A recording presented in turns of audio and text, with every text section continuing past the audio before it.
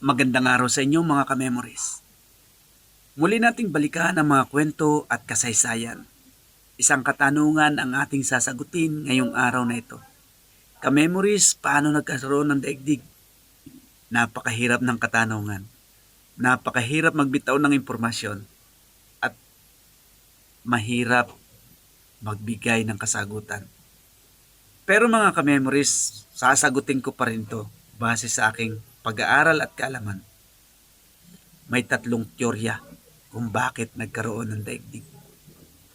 Unang teorya ay ang tinatawag na creationism, na kung saan ang mga kwento ay nakasalaysay base at hango sa mga kwento sa Biblia.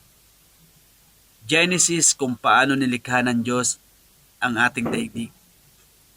Dito nakasulat kung papaano nilikha ng Diyos ang lahat ng bagay na meron dito sa mundo. Tubig, lupa, hayop, halaman at iba pa. At iba pang mga organismo. Hindi natatapos ang mga teorya. Mayroon pang mga pag-aaral.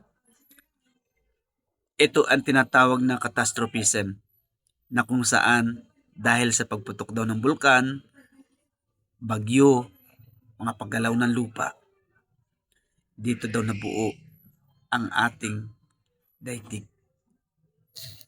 Marami pang mga pagsasaliksik, marami pang pag-aaral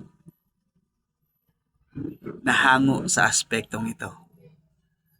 Ang pangatlong aspekto o teorya ay ang tinatawag na transformism, na kung saan ang teoryang ito ay nagsasaad na ang lahat ng bagay dito sa mundo ay nagsimula sa maliit na organismo. Unti-unting nagkaroon ng pagbabago base sa kapaligiran ng kanyang kinatatayuan. Pasok dito ang kwento tungkol sa ang tao daw ay nagmula sa isang unggoy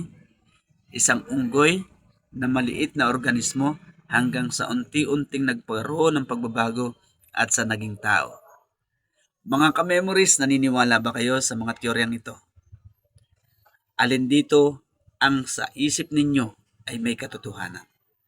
Tandaan po natin ang mga teorya ay isang kwento o mga pag-aaral na hanggang sa ngayon ay hindi pa nabibigyan ng kasagutan. Kung kayo'y may mga katanungan tungkol sa mga kasaysayan, i-comment nyo lang dyan at sama-sama tayong muling babalikan ang kasaysayan. Magandang araw po.